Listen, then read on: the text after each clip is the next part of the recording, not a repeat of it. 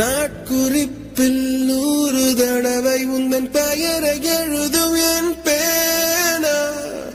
எழுதியதும் எறும்பு மொய்க்க பெயரும் ஆனதல்ல தேனா.